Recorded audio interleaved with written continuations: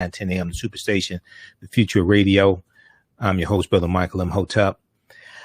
So we have a jam-packed show today. And if you heard also today, CBC Congressional Black Caucus Chair Joyce Beatty, Democrat of Ohio, was involved in a protest at the U.S. Capitol building. She was arrested. We're going to talk about this story. This deals with fighting for the push of the For the People Act.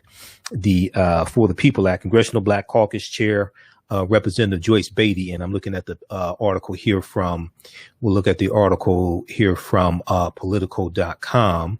All the news outlets are reporting this. I just saw an interview that she also did on MSNBC as well. But if we look at this piece here from Politico, Black Caucus Chair arrested during protests in Capitol Complex. And we know that the members of the Texas House of Representatives, Democrats from the Texas House of Representatives, we know they've been in Washington, D.C. the past few days, pushing to get the John Lewis Voting Rights Act passed, pushing to get the For the People Act passed, trying to get Joe Manchin on board and Kristen Sinema as well, and any other possible Democrats that are in the Senate that are on the fence.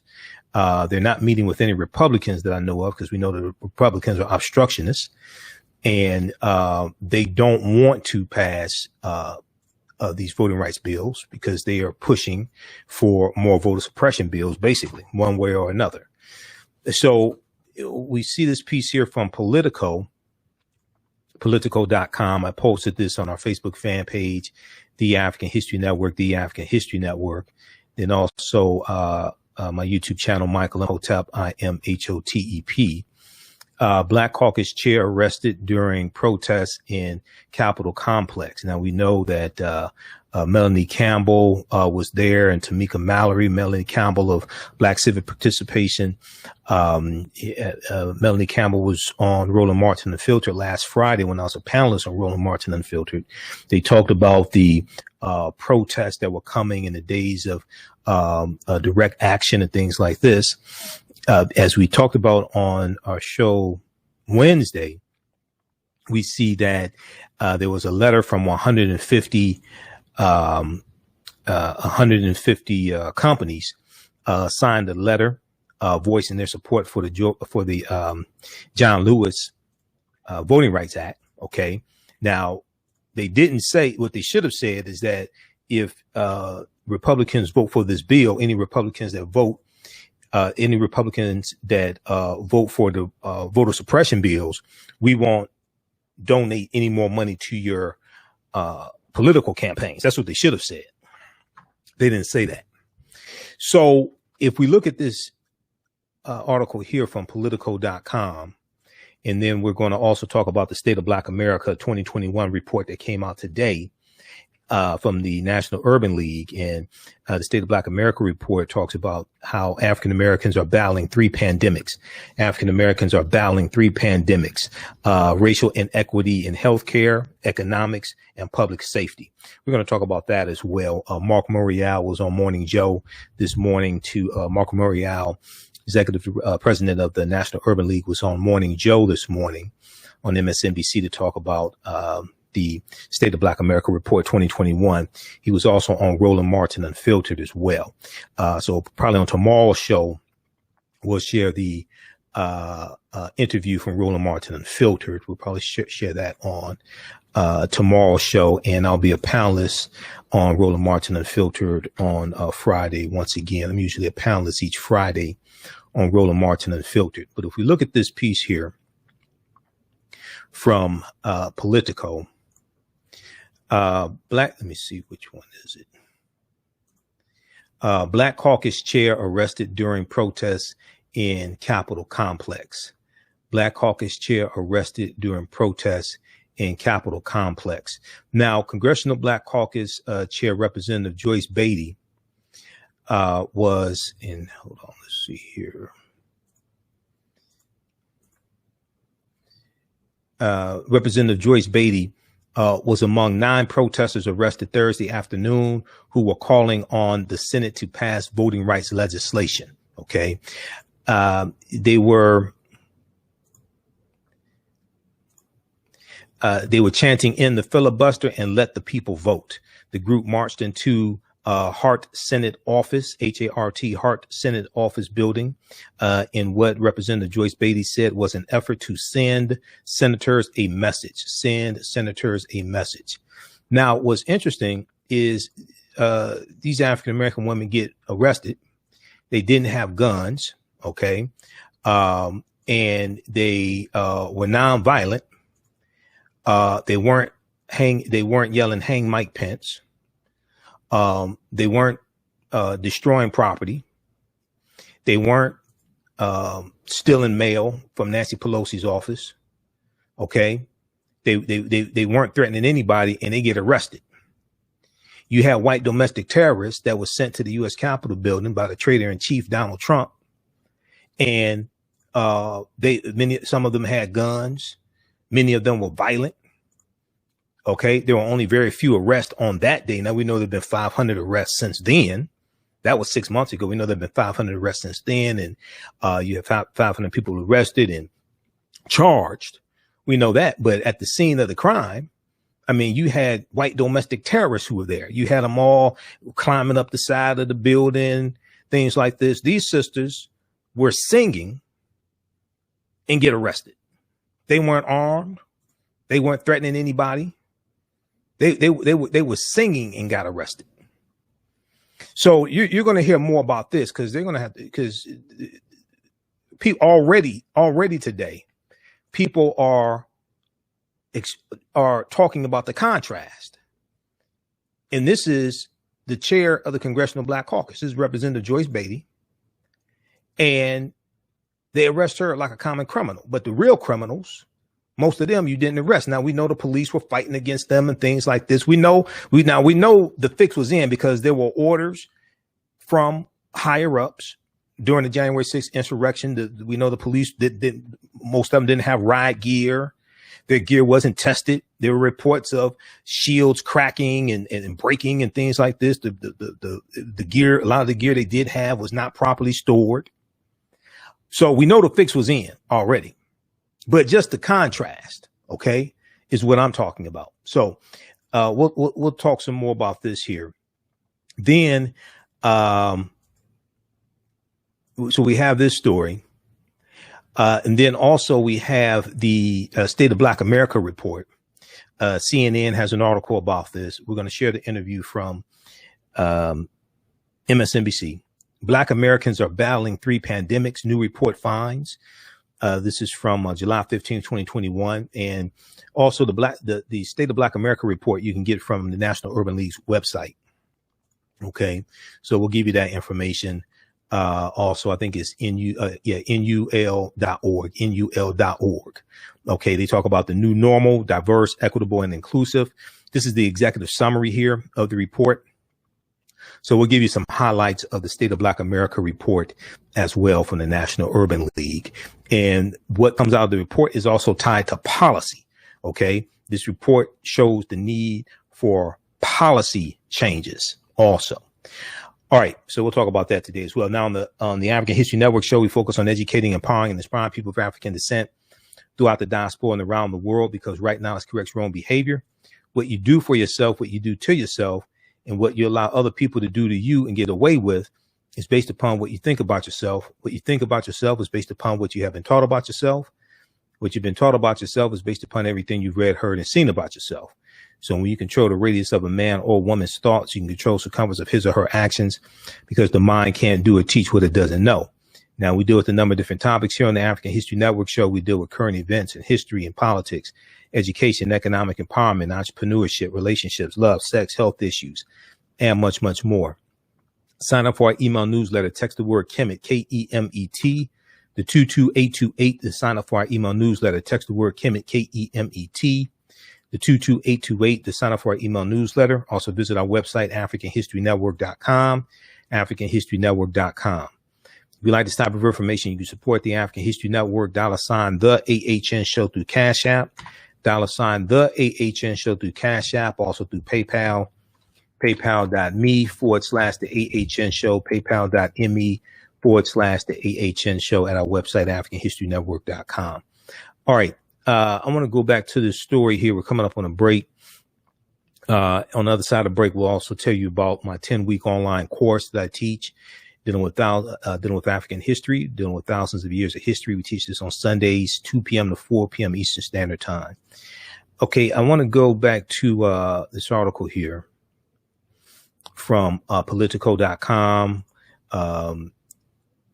All the news outlets are reporting on this right now. Black Caucus Chair arrested during protests in Capitol Complex. You would think she was trying to overthrow the government to get arrested. You would think she was trying to overthrow the government, or she was yelling "Hang Mike Pence" or something like that. No, that's not what happened. She was singing gospel songs or something, and saying "End the filibuster." So they were chanting "End the filibuster" and "Let the people vote." There was 9 protesters who were arrested Thursday afternoon, July 15th, including Representative Ohio, chair of the Congressional Black Caucus. Now, the group of around 20 people spent about 20 minutes in the building before Capitol Police delivered several warnings and restrained the protesters with zip ties. I'm not sure if these were zip ties they took away from the domestic terrorists that were there January 6th trying to government. I'm not sure if these were those zip ties or zip ties paid for by taxpayer dollars. I'm not sure. Maybe we'll find out. The police detained Representative Joyce Beatty first, then led her and other protesters outside to waiting Capitol Police vans. The remaining protesters walked out of the Senate building without being arrested. Representative Joyce Beatty said in a statement later on Thursday, she said, "Today I stood in solidarity with Black women across the country in defense of our constitutional right to vote." She said, we have come too far and fought too hard to see everything systematically dismantled and restricted by those who wish to silence our vote. Now, I want to get a statement from Senator Joe Manchin of West Virginia about what he thinks about this as well. We're going to continue this on the other side of the break. You listen to the African History Network show right here on 910 AM, the Superstation, the Future Radio. I'm your host, Brother Michael Imhotep. We'll be back in a few minutes. Black on Purpose Television Network. Yes, Black on Purpose Television Network. All black, all positive, all the time. The largest Black-owned streaming television network in the world. Bringing our people together worldwide. Controlling our messages, our stories, our way. Black TV the way it should be. Black music, Black history, and more. 30+ channels, thousands of shows. Black on Purpose Television Network. Subscribe now.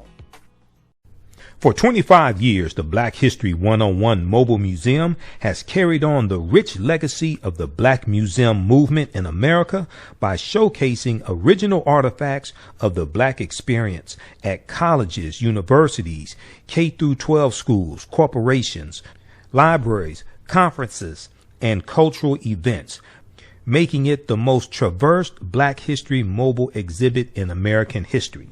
Dr. Khalid El Hakim is the founder of the Black History 101 Mobile Museum, and he is a highly sought-after public speaker on topics of Black history, social studies, education, museum studies, hip-hop, and race relations. Dr. Khalid was named among the change makers for NBC Universal's Erase the Hate campaign and listed as one of the 100 men of distinction for Black enterprise. He recently founded the Michigan Hip Hop Archive on the campus of Western Michigan University. The Black History 101 Mobile Museum is currently scheduling in-person and virtual exhibits nationwide. For more information, please contact Dr. Khalid Al-Hakim directly at 313-645-4197, 313-645-4197, or visit their website at blackhistorymobilemuseum.com. That's blackhistorymobilemuseum.com. You can also email him at bhistory101@yahoo.com, bhistory101@yahoo.com. Welcome back to the African History Network show right here on 910 AM Superstation Future Radio. I'm your host, Brother Michael Imhotep. It is Thursday, July 15th, 2021, and we are live. We're talking about the protest that took place at the U.S. Capitol building today and arrests that were made. 9 protesters were arrested. Of course, they were African Americans because white people don't get arrested like that. They didn't have guns. You would think they were trying to overthrow the government, like the insurrectionists, domestic terrorists on January 6th. But no, that's not what happened. They most of them was just black. That's all. That's enough of a weapon right there. They were, but now I'm not sure if they were there in maid outfits if they had been arrested, but it just so happens that one of the people who was arrested was Representative Joyce Beatty, Representative Joyce Beatty, chair of the Congressional Black Caucus. Okay. So we're looking at the piece here from Politico.com. She was interviewed tonight. I can't get the video of the interview, so we'll have that tomorrow. She'll probably be on Roland Martin Unfiltered tomorrow. Latasha Brown from Black Voters Matter was on Roland Martin Unfiltered today. I'll be back on Roland Martin Unfiltered on Friday. I'm usually a panelist each Friday. We talked about it last Friday. Melanie Campbell was there today. I think Melanie was arrested as well. She was right next to Representative Joyce Beatty, so I'm pretty sure she was arrested because all black people look alike. So I'm pretty sure she got arrested also. Now here's a picture of them. We're going to go also to Representative Joyce Beatty's Twitter page as well. Okay. Here's a picture of them today also. And they were peacefully protesting. Okay. They weren't trying to overthrow the government. They weren't pointing guns at people. They didn't build a gallows on the Capitol, on the U.S. Capitol grounds with a hangman's noose. They didn't do nothing. They didn't do any of that. Okay. I just want people to understand. Okay. They didn't do any of that. So let's go back to this piece here from Politico. Then we're going to go to clip 1, Shakita. Let's look at this. All right. So the group of around 20 people spent 20 minutes in the building before the U.S. Capitol Police delivered several warnings and restraining protesters with zip ties. The police detained Representative Joyce Beatty first because she had to be the biggest threat. I think she in her 60s or something. She had to be the biggest threat. Okay, so we're going to take her down first because she's here trying to overthrow the government. All right. Then they led her and other protesters outside waiting to Capitol Police vans.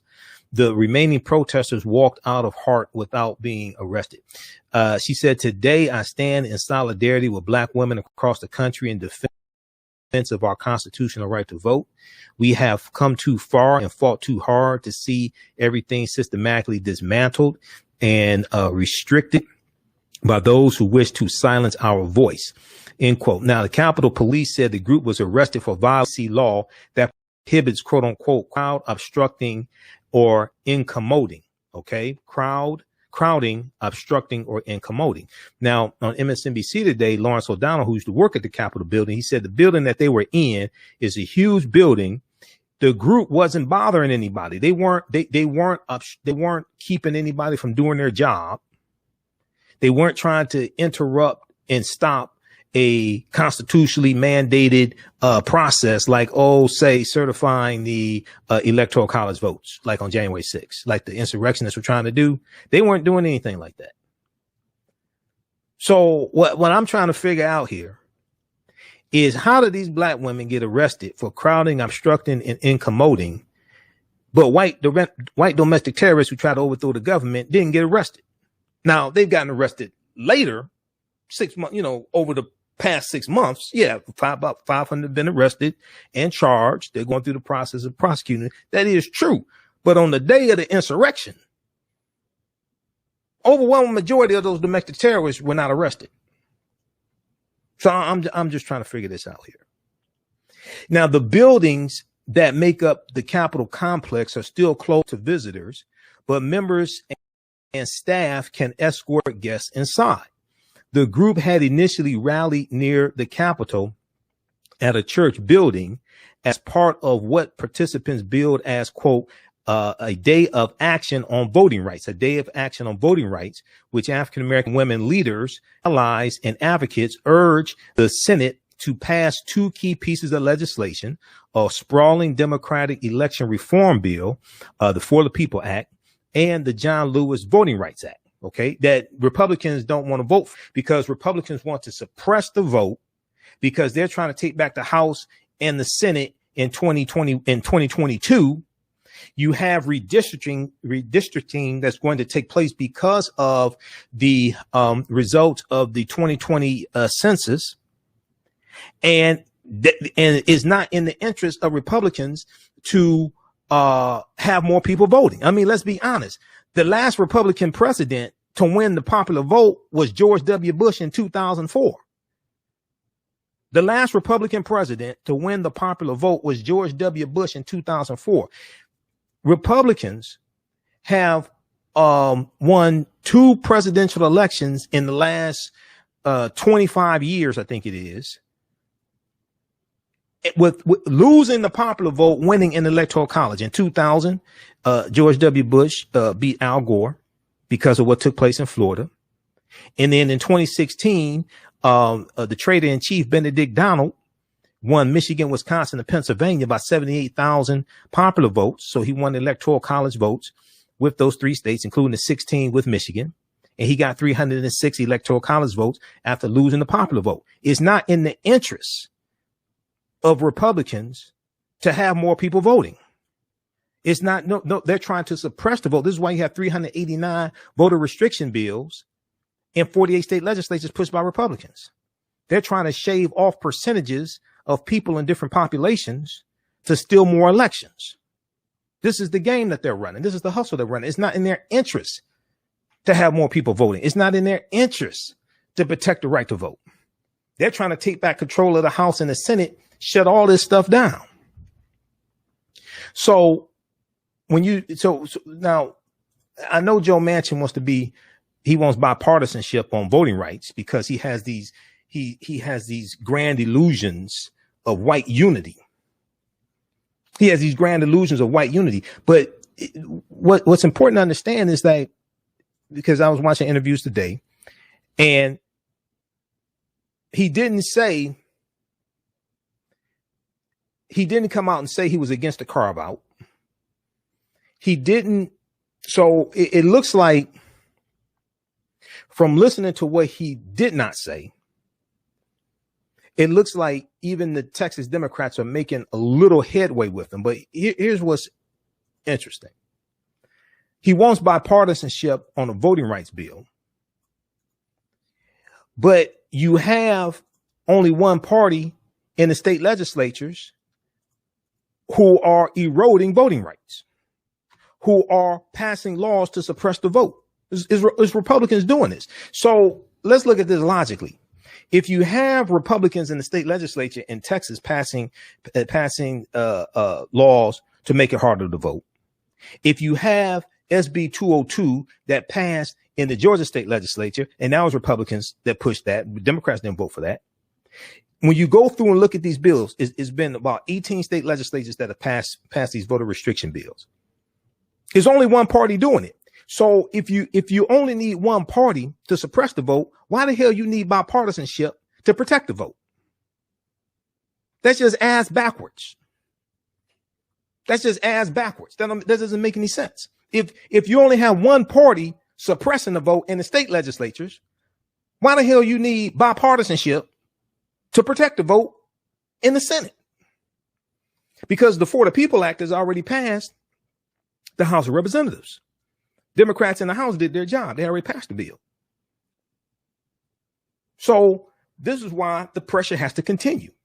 The same way there was mass protests in the summer of 2020 over the killing of George Floyd and Ahmaud Arbery and Breonna Taylor, that's the same thing that has to happen here. But on top of that, you're going to have the economic pressure on corporations, because what corporations should be saying is not, yeah, it's good that you sign onto a letter. We talked about this on yesterday's show. 150 corporations signed a bill in support of the John Lewis Voting Rights Act. What they should be saying is that any Republican that votes for these voter suppression bills, we're not going to donate any more money to your campaigns.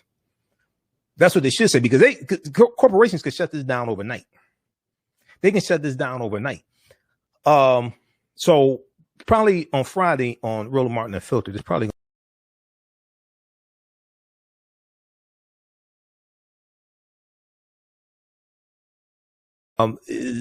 we talked about this yesterday. Let me see. Hold on.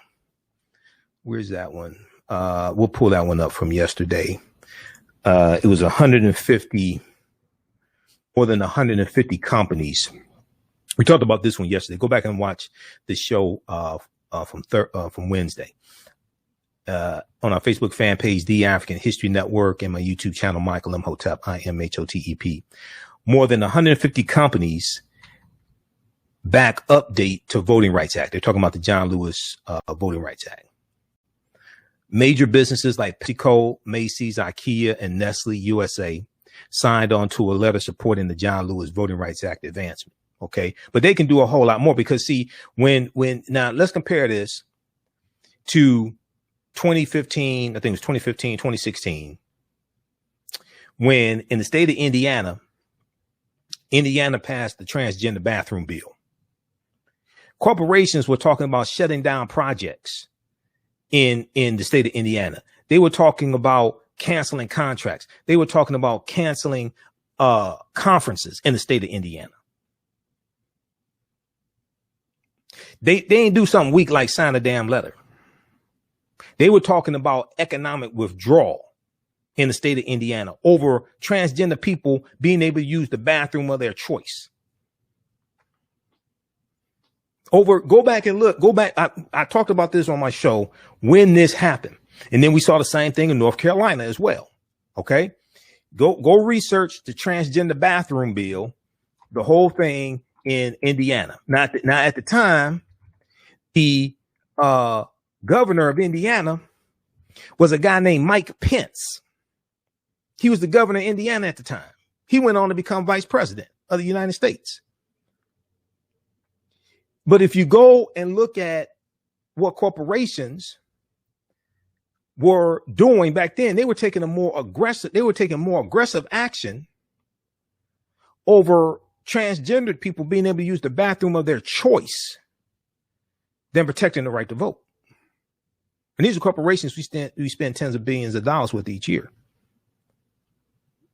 This is why there needs to be massive economic pressure on these corporations to do the right thing. Because otherwise they're not. I mean, otherwise they're just not. Let me see here. Okay. All right. So let's go back to this one here. 313-778-7600 is the call-in number. If you have a question or comment, 313-778-7600 is the call-in number if you have a question or comment. I want to go back to this article from Politico. So the larger Democratic bill has mostly stalled out in Congress after Senate Republicans filibustered the bill because Senate Republicans don't care about free and fair elections unless they win them. And their whole, they see that they're losing the battle of population. Okay.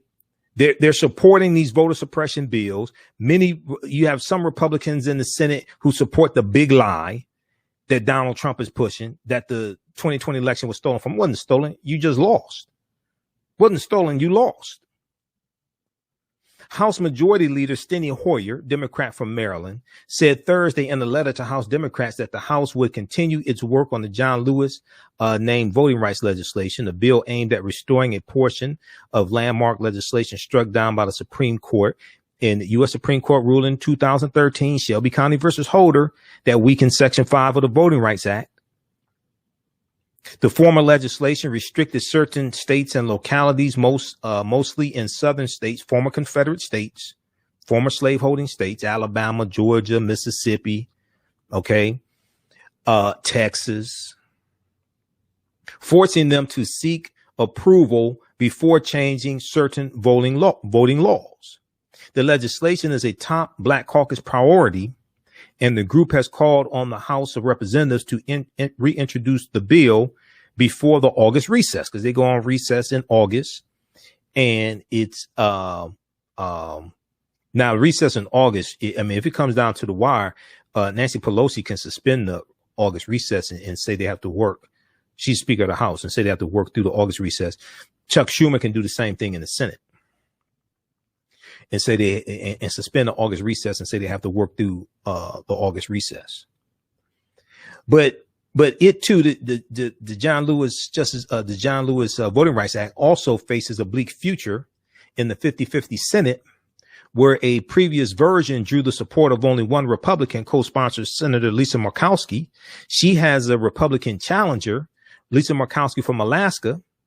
The GOP in Alaska is supporting the Republican challenger to Senator Lisa Murkowski because Lisa Murkowski voted to impeach Donald Trump during the second impeachment. This is how immoral the white nationalist party is, the GOP, the Republican Party. They are the white nationalist, QAnon, conspiracy theory, big lie party. This is who they are. This is how immoral they are. Senator Lisa Murkowski voted to impeach Trump during the second impeachment, rightfully so, because he helped incite an insurrection. And the GOP in Alaska is running they are supporting not the Republican senator from Alaska, Lisa Murkowski. They're supporting the challenger simply because she voted to impeach the traitor in chief, Benedict Donald. See, it's going to come down to this. Either you for us or you against us. All of this to it. Corporations that continue to give money to the white nationalist party, African Americans should call them out and have nationwide economic boycotts against them. Period. Either you for us or you're against us. Either you support democracy or you support the white nationalist party in insurrection and voter suppression. It's no more fence sitting. It's not we're going to sign a letter, but then give you money under the table. It's time to flip the damn table over. Either you for us or against us. This is all it is to it. Arrests of members of Congress inside the Capitol complex are common, though Representative Pramila Jayapal, Democrat from Washington, the state of Washington, was arrested during a 2018 protest in the Hart Senate Office Building. This was the Hart, H-A-R-T, Hart Senate Office Building there at the U.S. Capitol, the U.S. Capitol building area. Representative Joyce Beatty herself is no stranger to protests. She and other officials were pepper sprayed during demonstrations over the death of George Floyd in the summer of 2020. That doesn't excuse what happened here today. She should not have been arrested. Okay. Oh, she's a big domestic terrorist. Maybe they thought, I don't know, did they think she was a Muslim or something? What? Did they mistake her for a Trump supporter? I mean, I don't understand this. This gray haired lady, did they think she was hiding an AK-47 in her hair or something? I mean, 313-778-7600 is the call-in number if you have a question or comment. So let's look at her Twitter page. So if we look at the article here from Huffington Post. There's a piece from the Huffington Post has her tweets in it.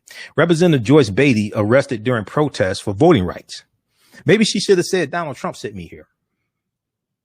Because when the domestic terrorists are there running up the side of the U.S. Capitol building, building the gallows. How the hell they build a gallows? They built a gallows and put a noose up there. How the hell? Who brought the hammer? Who brought the how the hell they do that? I'm still trying to figure that out. I took wood shop like in 6th grade. I'm still trying to figure out how they build a gallows out there. Maybe she should have said Donald Trump sent us.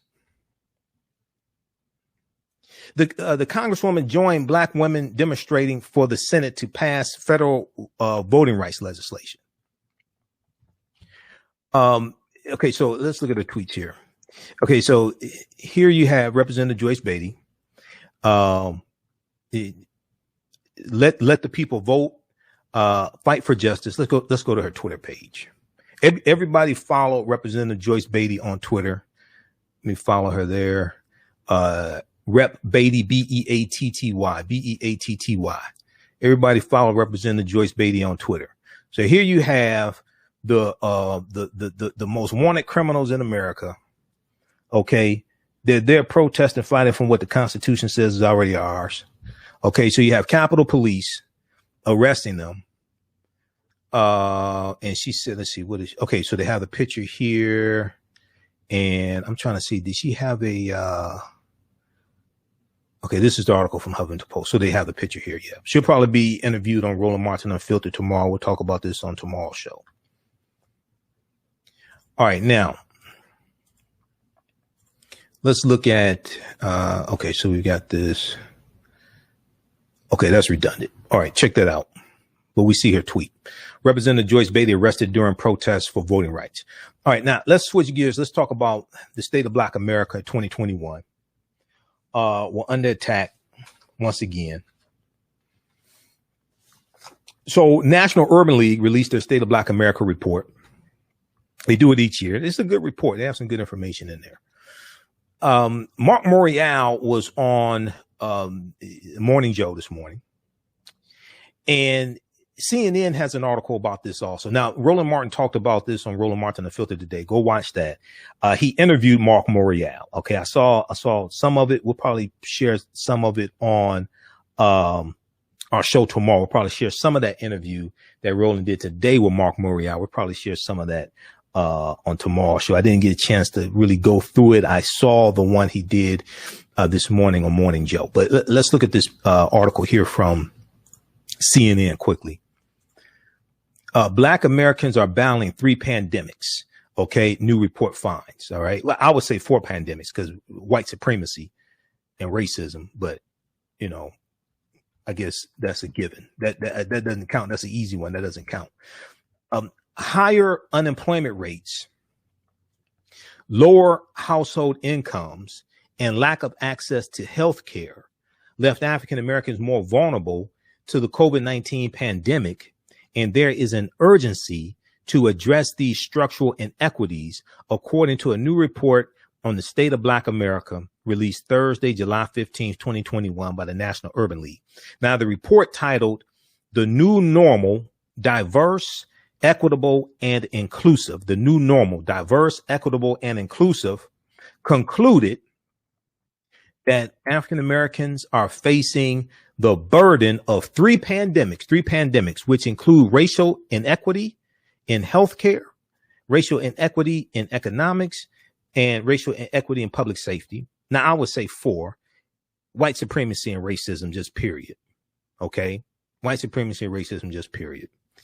The authors of the report are also point to over policing, like what we saw at the U.S. Capitol building today, over policing, including frequent targeting of young Black men and lower vaccination rates due to the dearth or paucity or lack of healthcare facilities and poor internet access as key challenges for the African American community that have been unmasked by the COVID-19 pandemic. And dealing with high-speed internet and lack of internet, that deals with infrastructure. Okay, so that is critical. Police brutality against African Americans was back in the spotlight after the deaths of George Floyd and Breonna Taylor sparked a nationwide reckoning on racism last year, 2020, even as the country battled a pandemic, the report said. We're going to flip over to the executive summary of the report. Let's go to this here. NUL.org.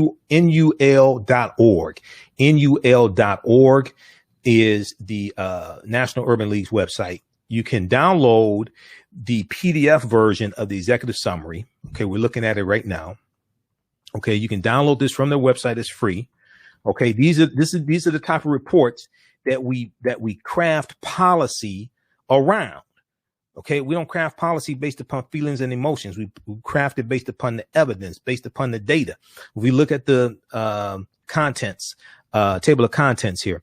Let's see. They have a tribute to Vernon Jordan, pandemic, #1, economic collapse, pandemic 2, health inequities, pandemic 3, structural racism, pandemic 3. They talk about inequities, but it's structural racism. Okay.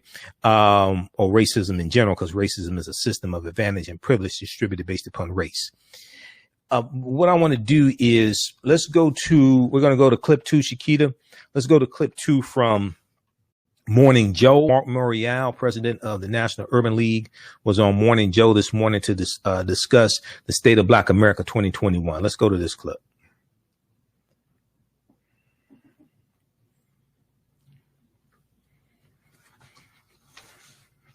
Clip one. Yeah, clip 1. We talked about some of the issues surrounding the pandemic and the immense challenges facing Americans, and that topic plays into this next segment as well. The National Urban League is out with its 2021 State of Black America report. The data shows higher rates of unemployment, lower household incomes, and the crushing burden of housing costs left Black Americans uniquely vulnerable to COVID-19's economic fallout. Joining us now, President and CEO of the National Urban League, Mark Morial. Also with us, host of MSNBC's Politics Nation and president of the National Action Network, Reverend Al Sharpton, and professor of the Lyndon B. Johnson School of Public Affairs at the University of Texas, MSNBC contributor, Victoria DeFrancesco Soto. Mark, I want to start with the lead lines out of this report. Especially pertaining to COVID. The housing crisis really screams out to me, but let's start with actual COVID numbers and then how Black Americans are faring in this report. Thank you. Good morning, Mika, and good to be with you. We focus in this report not only on what the status of state of Black America is, but on what we need to build a more diverse, equitable, and inclusive America. So this report talks about the direction we need to take. But let's contextualize it this way. If you combine the Great Recession and COVID resulting economic difficulties, Black America has taken a tremendous hit in the first 20 years of the 21st century when it comes to wealth, income, and especially now coming out of COVID, the disparities that were exposed when it comes to the health of Black Americans. So we come out of this 2020 with tremendous challenges. We know the challenges of voting, the challenges of policing, but the economic challenges are just a start. The challenges with respect to health are just a start. In this report, we try to focus on what we can do, what policies, what actions, what solutions are available. Mr. Mayor, it's Willie Geist. Great to have you on this morning. You're a two-term mayor of the great city of New Orleans. I'm curious for your view and how it fits into this report of this tension we're seeing right now on the real need and the desire for police reform, but also rising crime in our major cities just over the last year. How do you see that playing out, and what are some of the solutions you're looking at? You know, Willie, there has to be balance between police reform and justice on one hand and public safety. It would be a tragic mistake if, facing the gun violence fight we've seen, that we went back to what took place in the 1980s and 90s. Over-policing, mass incarceration, stop and frisk. No, we need to deal with the underlying causes of gun violence, easy access to guns. We need to take this opportunity, now that cities have money from the American Rescue Plan, and put young people to work in communities. Let's raise up the largest youth job and young adult job initiative in American history. That is something we can do, but you have to have trust between police and community if you're going to prevent gun violence, and you've got to get off the seat and change the law so that easy access to guns is not the reality across America. So we've got to balance all of these things, Willie. The old solutions will not work. So this is a time for us to speak up and not allow the polarization that occurred in the 1980s and 1990s to dominate the discussion. It is important to be both. And you hear the new the Democratic nominee for mayor of New York, Eric Adams, speaking about something I learned when I was mayor. You have to balance. We put that in some of jobs, in some of camps, but then we also reform policing to a community policing model. It's got to be balanced. You've got to do both. And you've got to recognize that without doing both, you're going to repeat the mistakes of the past. As Mark brings up the name Eric Adams, you and I were just talking about him, the Democratic nominee and likely next mayor of New York City. Fascinating that in this era of marches and activism about police violence and the need for change and police reform, that New York City just elected a former New York City police officer, perhaps to be its next mayor. But Eric comes with a balanced resume. He's a former New York City policeman, but he's also one of the founding members of the National Action Network 30 years ago when I started it. So he has been involved on both activism and police reform, the balance that we're talking about. Because I think people forget that the victims of crime in the black community are blacks. So we want to see crime down as much as we want police crime. I think what many Americans do not realize is that it is the height of being frightened when you are in an area that has high crime and you're afraid to call the police because you don't know how they're going to behave when they get there, which is why you need this balance. But Mark, let me address this to you, the question, because you and I have worked together the last decade and a half that you've had in the Urban League. And one of the things that we looked at is the inequality, whether it's the health care, whether it's the education, things that you come out with your annual report today. And as we met with President Biden last week around voting, I think that part of the challenge that I want you to address is how to get government to understand, since there is this inequality, there must be a disproportionate investment in repairing the damage. You can't give us equal resources and equal attention when we're in an unequal situation. Greg, you just defined what equity is. And equity means to do what is necessary to bring us to equal.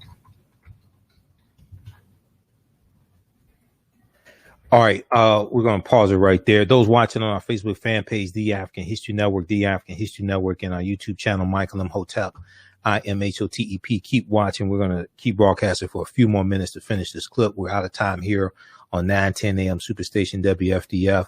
If you like this type of information, you want to support The African History Network, $ the AHN Show through Cash App, $ the AHN Show through Cash App, also through PayPal, paypal.me /the AHN Show, paypal.me /the AHN Show, or at our website, AfricanHistoryNetwork.com. This helps us keep doing the research. We're here 6 days a week, helps us keep broadcasting, pay some of the bills, etc.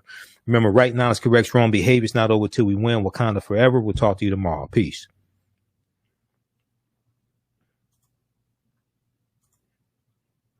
Stand by, everybody. Stand by. Let me cue this up here. And also be sure to register for the 10-week online course that I teach. We have a new class that started up on Sundays. It started up Sunday, July 4th, 2021. Ancient Kemet, the Moors, and the Maafa, understanding the transatlantic slave trade, what they didn't teach you in school. Okay. So next class is Sunday, July 18th, 2021, 2 p.m. to 4 p.m. Eastern Standard Time. Is 10 consecutive Sundays. We deal with thousands of years of history and what led up to the transatlantic slave trade taking place. Right on our homepage, AfricanHistoryNetwork.com. Scroll down, click on register here, then click on enroll on the next page. The class is regularly $130. It's on sale $80.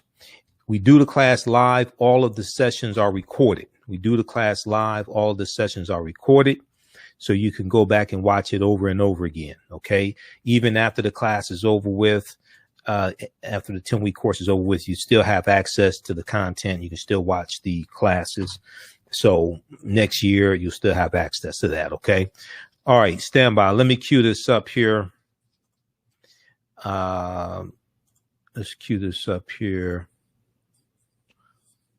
Let's go back to this clip. You are in an area that has high crime and you're afraid to call the police because you don't know how they're going to behave when they get there, which is why you need this balance. But Mark, let me address this to you, the question, because you and I have worked together the last decade and a half that you've headed the Urban League. And one of the things that we've looked at is the inequality, whether it be healthcare, whether it be education, things that you come out with your annual report today. And as we met with President Biden last week around voting, I think that part of the challenge that I want you to address is how to get government to understand, since there is this inequality, there must be a disproportionate investment in repairing the damage. You can't give us equal resources and equal attention when we're in an unequal situation. Rev, you just defined what equity is. And equity means to do what is necessary to bring us to equal. And government played a role in these disparities where hospitals were located, not in Black communities. Redlining when it came to housing, discrimination in bank loans, lack of access to colleges and universities. Government policies were a contributing factor to the inequity or the inequality we face. So government has a role and a responsibility to do more, to do the extra, to undo these structural, if you will, inequities that we see. And I think you define it well, that they've got to do more. Now, President Biden's budget plan and his infrastructure plan, I believe, hold promise as an investment, the beginning of a reverse of what we've seen all too often, for the most part, with the exception of the American Recovery Plan over the last 20 years, which is a systematic continuation of the policies of disinvestment in African-American communities and Latino communities, in urban communities, big and small. And that's why we've got this wide wealth gap. We've got this wide Americans who once considered themselves even middle class, having a hard time paying their mortgage, paying their rent, and basically keeping their head above water. So this is an emergency situation for the nation. So I'm looking at that graph that was just up about lack of access, computer access. Victoria DeFrancisco Soto from the great University of Texas as a professor. I know this is profoundly of interest to you. And I know you have a question for Mark about just access overall to education as it pertains to Black communities. I do. Thanks, Mika. And Mark, I really appreciated how you highlighted the fact that what we are seeing in our communities of color is layered on top of the Great Recession, which set our communities back so far, and it took us so long to recover. And then looking at the latest jobs numbers, right, we saw that the U.S. as a whole is at 5.96%. But when you look at Black folk, we're looking at over 9% unemployment. So can you talk to me about what the plan is to regain employment, not just in the short term, trying to get back some of those jobs, which we know are low quality jobs, but how do we set our communities of color on track for medium to long term gain? So we're not just surviving, but we're thriving. What are the tools that we need and that we need to press our government officials to move forward? So thank you for the question. There's a part of this where I embrace what is fairly conventional thinking. That is that we need to invest more in education and training targeted at communities of color, for better paying jobs in technology, jobs in construction, jobs in careers that have increasing, if you will, levels of income and levels of wages.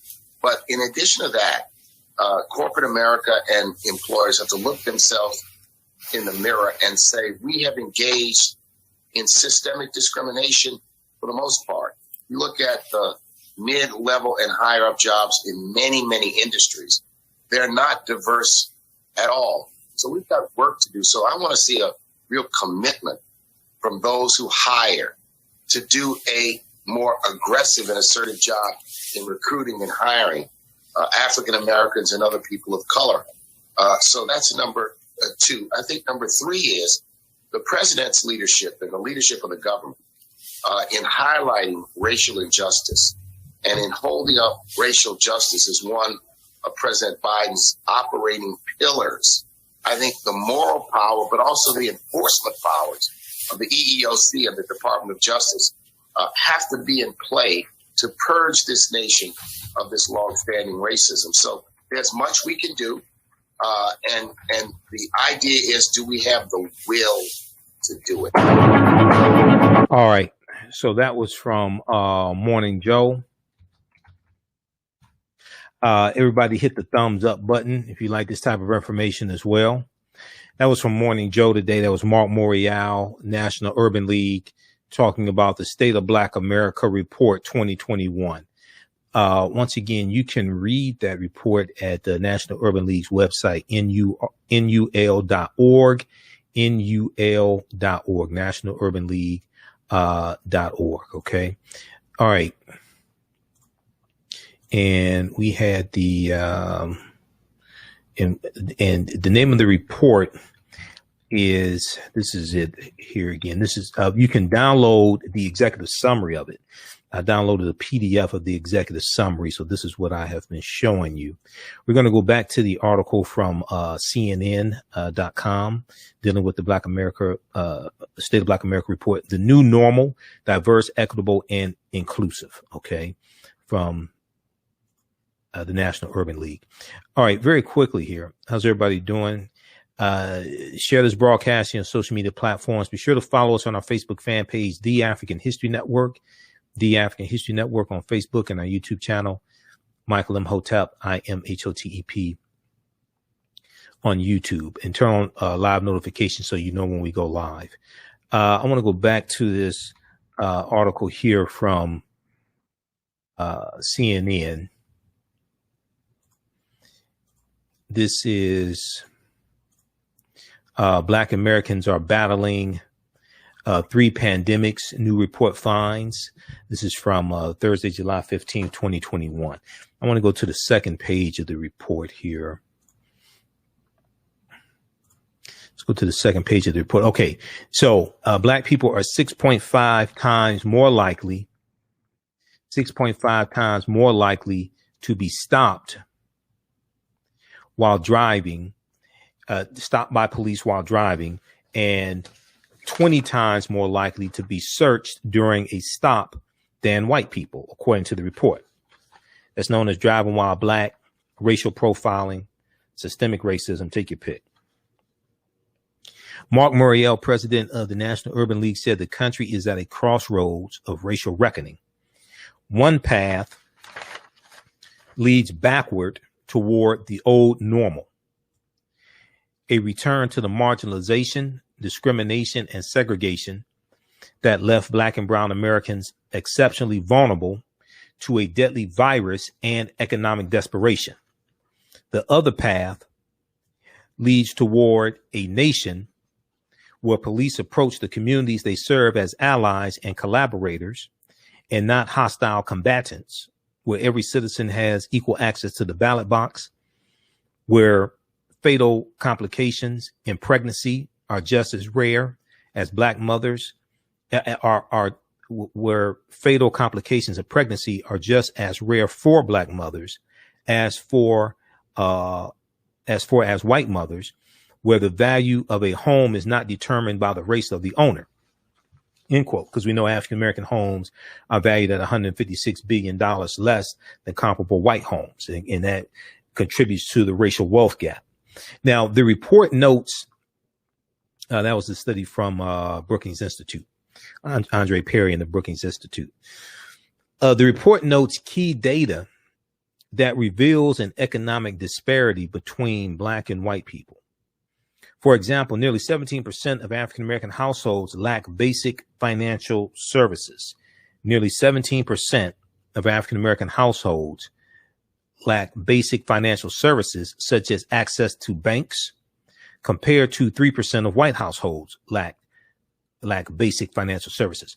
Additionally, the median family income for African American families was just over $40,000 in 2018, median family income, compared to about $70,000 for white families. You're also dealing with a racial wage gap, especially among African American women. We've talked about this before in Black Women's Equal Pay Day, which usually falls sometime in August, and it takes the average African American woman, 20 months to make the same amount of money that the average white male makes in 12 months. African American men make about 79 cents, 80 cents on the dollar that the average white male makes. Okay, let's continue. So one solution the report discusses is free and low cost banking services that allow African American households to build wealth, Additionally, the report's authors reviewed vaccination rates among African American, white, and Hispanic people as of May. According to the study, African Americans make up 27% of the total population that have received at least one dose, compared to Hispanic people who make up 29%. And white people who make up 40%. African Americans were more likely than whites to live more than 10 miles from a vaccine facility, the report says. Okay. Then the report also discussed the racial disparities in hypertension, noting that addressing this will require more attention to the social needs of African Americans, such as financial hardships, limited access to health care, housing, utility, and transportation needs and stress. Okay, so read the rest of this article here from CNN. Read the report from the National Urban League, dealing with the State of Black America report. Black Americans are battling 3 pandemics. New report finds. This is from CNN.com, Thursday, July 15th. 2021, racial inequity in healthcare, in economics, and public safety. Also, I've talked about this a number of times. Read this piece here from Black Enterprise. This deals with the racial wage gap for African American women. Black women lose out over $1 million in their careers thanks to the wage gap. This is real money. This negatively impacts the African American community and hurts accumulation of wealth as well as generational wealth. Black women lose out over $1 million in their careers thanks to the wage gap. This is from October 17th, 2019 for Black Enterprise, blackenterprise.com.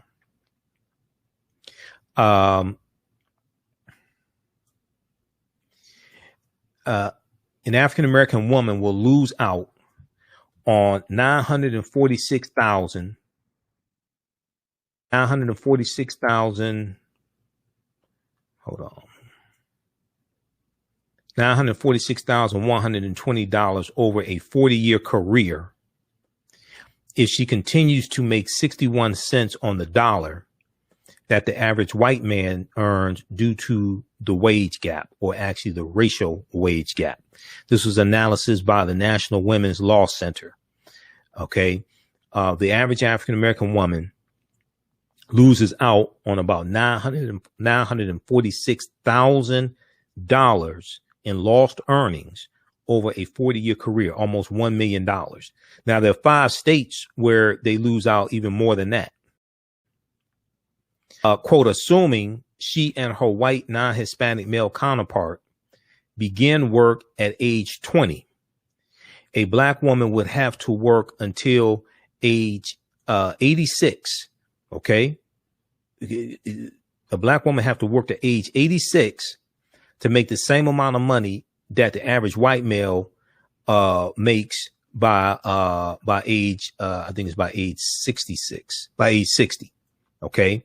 The average African American woman would have to work until age 86 to make the same amount of money that the average white male makes by age 60. The National Women's Law Center found that black women face an even larger pay disparity in certain states. In the state of Louisiana, black women are paid 47 cents for every dollar their white non-Hispanic male counterparts make, which is the worst state for black women's wage equality. So this negatively impacts African American families, not just African American women, but also African American families in our community. Quote, there's a significant racial wealth gap in America, and black women's wage gap certainly plays a role in it. Yeah, this is what I'm talking about. There's a significant racial wealth gap in America, and black women's wage gap certainly plays a role in it, said Emily Martin, Vice President for Education and Workplace Justice. Quote, for many black women, the cost of the lifetime wage gap comes close to $1 million. And in some states, it's more. It's time for the U.S. Senate to follow the lead of the House of Representatives and pass the Paycheck Fairness Act. The Paycheck Fairness Act. Women and their families literally can't wait any longer. Now, where did I go? Okay. Now, advanced education among African American women has not been shown to lower the wage gap.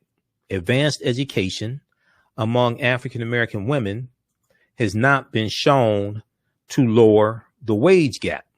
In fact, the largest gap is for the most educated African American women. Doctorate degree holders who are African American women tend to make 60% of what their white male counterparts make. Doctorate degree holders, PhDs, who are African American women tend to make 60% of what their white male counterparts make. This is systemic racism. This is white privilege. Just because you don't know that it exists does not mean it does not exist. It just means it's something outside of the circumference of your own awareness. African American women have the highest student loan debt of any racial or ethnic group. For an undergraduate degree, the average African American woman carries nearly $30,400 in debt compared to $19,500 in debt for white men. The wage gap lessens African American women's ability to pay off educational debt, creating an additional barrier to saving money that could be used to buy a home, start a business, or be used for emergencies. Now, same thing applies to African American men. African American men make about 80 cents on the dollar that the average white male makes. Okay. We carry student loan debt as well, but we have that racial wage gap also, which makes it harder to accumulate wealth, pay off educational debt, save for a home, start a business, etc. Okay. So read this article here from blackenterprise.com. Black women lose out over $1 million in their careers thanks to the wage gap. October 17th, 2019. All right. We're going to get out of here. The rest of the stuff we'll talk about some other topics on Friday. I'll be on Roland Martin Unfiltered Friday, July 16th as well. If you like this type of information, you can support the African History Network, $ the AHN Show through Cash App, $ the AHN Show through Cash App, also through PayPal, paypal.me/the AHN Show, paypal.me/the AHN Show, or at our website, AfricanHistoryNetwork.com. So this is our official Cash App account. You see real account. These other two are fake African History Network accounts. Mine is $TheAHNShow, SHOW. That's our actual Cash App tag. And then it says Michael, and it shows my picture. These other ones are fake African History Network accounts that somebody set up. They've been stealing money from us. If you donated to the fake accounts, let Cash App know, ask them to refund your money. Okay. And be sure to register for the 10-week online course that I teach. Ancient Kemet, the Moors, and the Maafa, understanding the transatlantic slave trade, what they didn't teach you in school. Okay. We deal with thousands of years of history and what led up to the transatlantic slave trade taking place. This class just started up. It's a 10-week online course. It meets on Sundays, 2 p.m. to 4 p.m. Eastern Standard Time. Okay. So when you support us through Cash App and PayPal, when you register for the online courses, when you pay for the online courses, okay, this helps support us, helps us keep broadcasting, keep doing the research, etc. I also have to pay for these platforms that the class is on as well. So it's not free for me to do the class at all. The class is regularly $130. It's on sale $80. We do the class live. All the sessions are recorded. When you go to our website, click on register here. Okay. It takes you to the next page. Click on enroll. As soon as you enroll, you can start watching the course content. You can watch last Sunday's class, and we do the classes live. All the sessions are recorded. And you can go back and watch the courses over and over again. We do a PowerPoint presentation. We have video clips, book references, articles, guest speakers, and we deal with thousands of years of history and deal with what led up to the transatlantic slave trade taking place. When we deal with the transatlantic slave trade, we can't start in 1441 with the Portuguese going into Mauritania. We can't start in 1619 in Virginia. We have to deal with thousands of years of history and what leads to the transatlantic slave trade taking place. We deal with ancient Africa, ancient Kemet, ancient Egypt, Nubia, Ethiopia, Ghana, Songhai, Mali.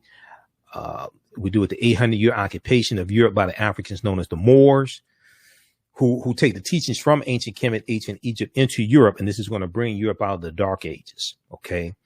Also, so register for that course. Also, if you've taken this online course before, well, number one, when you register for this course, you'll also get a digital download of the lecture I did June 16th, 2021. It's a 2.5-hour lecture dealing with the real history of Juneteenth. Okay, it's a fantastic presentation I did dealing with the real history of Juneteenth. So you'll get that lecture free in a digital download format. Now, I have a new online course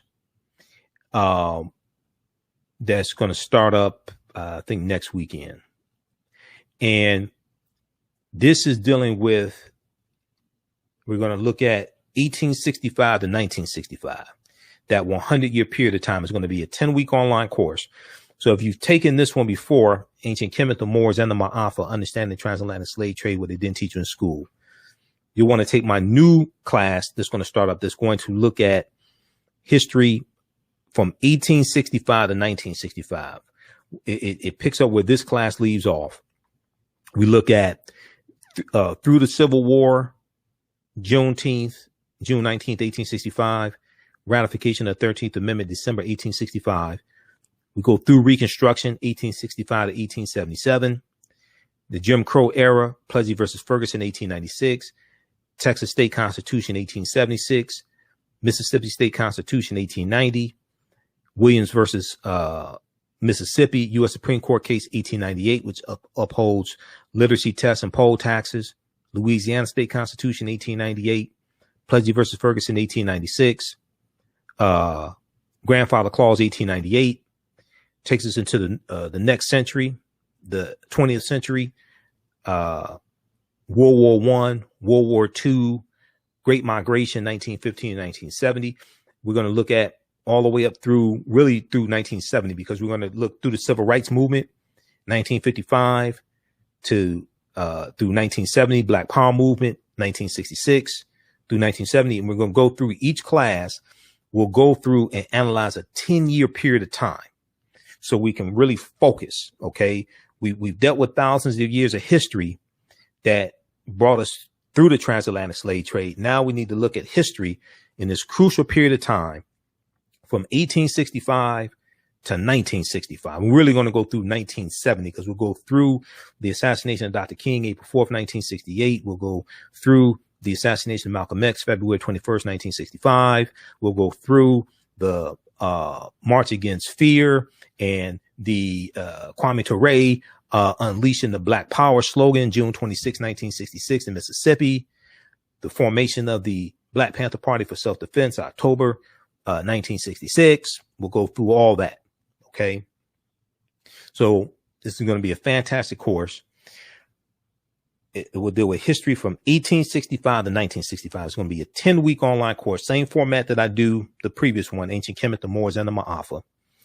We'll do the class live. All the sessions will be recorded. We'll have guest speakers, everything. This is going to be a really, really fun class. Okay, Robert said he needs to know when that one's starting. That is going to start. Let me pull up the calendar. I can let you know because you'll be able to register for this weekend. Okay. I'm teaching 2 classes, 1 class Saturday, 1 class Sunday. I'm working on putting this class on the Learn World platform, so you'll be able to register for it. That's going to be on a Saturday. I think it's going to be on a Saturday, either Saturday or Sunday. I have to figure it out. The 17th, 24th. It's either going to be a Saturday or Sunday, maybe a Sunday. But I'll let you know. Because that is going to be this week is the this Saturday 17th, 18th. That's Sunday. One of those. That's coming up in the next week. That's going to start up next weekend, either Saturday or Sunday. I have to figure it out because I do my Saturday is the only day I don't do radio. I'm on the radio 6 days a week. And I appreciate you register for the course. All this is because some people don't know. I don't get paid to do radio. I do this for free. I don't get paid to do radio. So when you donate through Cash App, all that stuff that helps support and support the research, everything. Okay. Help pay the bills. I got to pay for all these platforms, Restream, Learn World, Crowdcast, all this stuff, Skype, all this. I got to pay for all this stuff, but I don't get paid to do radio. So Saturday is the only day I'm not on the air. We have 1 class wrapping up. I do my show Sunday night, 9 p.m. to 11 p.m. I teach the class 2 p.m. to 4 p.m. already on Sunday. So we'll probably start this on Saturday. Yeah, that's what we're going to do. We're going to start this on Saturday because I can't do another class on Sunday because I have to do my 2-hour radio show on Sunday. And that takes preparation also. So yeah, this class is going to be on Saturday. This class will be either 2 to 4 or 3 to 5 on Saturday. That's what it's going to be. It's going to be, so this new class is going to start up, Saturday, July 24th. It's going to start up Saturday, July 24th. We'll have this available for you to start registering for it, in the next day or so. So look out for that. Okay. We have to get out of here. Okay. Sharon likes the new class. Robert is something I've been wanting to do for a while. I had to get to that point. Really formulated. I know everything I want to teach in the class. But it's been something that I've been thinking about the next step after this one here, because, and see, the reason why this is so important, everything that takes place today is dealing with law and history. And we have to understand law and history and put all this in a historical context, all these fights, all these political fights, the voter suppression laws, fights for reparations, Juneteenth becoming a federal holiday. Everything deals with history and law. They all intersect. So we need to understand that period of time from 1865 to 1965 to understand how we got here. Speaking of here, I have to get out of here. Right now, it's correct. Wrong behavior is not over till we win. Wakanda forever. We'll talk to you tomorrow. Peace. Black on Purpose Television Network. Yes, Black on Purpose Television Network. All black, all positive, all the time. The largest black-owned streaming television network in the world. Bringing our people together worldwide. Controlling our messages, our stories, our way. Black TV the way it should be. Black music, Black history, and more. 30 plus channels thousands of shows. Black on Purpose Television Network? Subscribe now. Hi, I'm Joel Wilson, President and CEO of JCW Computer Consulting LLC, a technology implementation firm with over 20 years of satisfying customers. We offer a full spectrum of industry top-tier branded services. We are an authorized partner or reseller for Lenovo, Zoom, T-Mobile, Microsoft 365 and Surface tablets, Google Workspace, Acer, Asus, Samsung, PCmatic security software, and many more. Our online store features laptops, Chromebooks, computers, printers, accessories, and software. Businesses, take advantage of our free 1-hour Zoom tech consultation and know we offer top nationwide high-speed internet service providers, voice over IP, and cellular phone services. Home users, don't miss our current in-stock Chromebook inventory. Please visit us at jcwcc.com or call 215-879-6701. For 25 years, the Black History 101 Mobile Museum has carried on the rich legacy of the Black Museum movement in America by showcasing original artifacts of the Black experience at colleges, universities, K-12 schools, corporations, libraries, conferences, and cultural events, making it the most traversed Black History mobile exhibit in American history. Dr. Khalid El Hakim is the founder of the Black History 101 Mobile Museum, and he is a highly sought-after public speaker on topics of Black history, social studies, education, museum studies, hip-hop, and race relations. Dr. Khalid was named among the change makers for NBC Universal's Erase the Hate campaign and listed as one of the 100 men of distinction for Black enterprise. He recently founded the Michigan Hip Hop Archive on the campus of Western Michigan University. The Black History 101 Mobile Museum is currently scheduling in-person and virtual exhibits nationwide.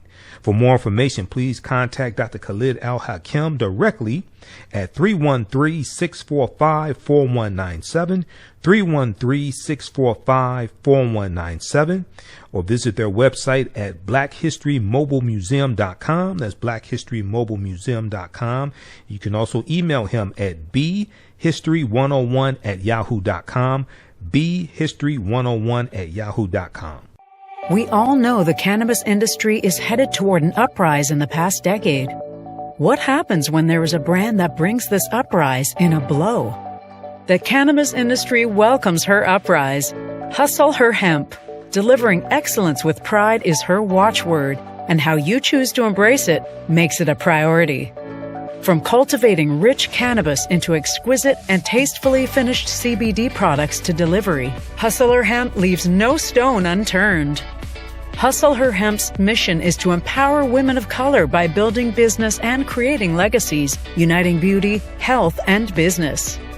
We are a pure definition of how we want the CBD industry to become in the future. While we are redefining innovation, we bring the same energy to improving the quality of life. Hustle Her Hemp is the new uprise.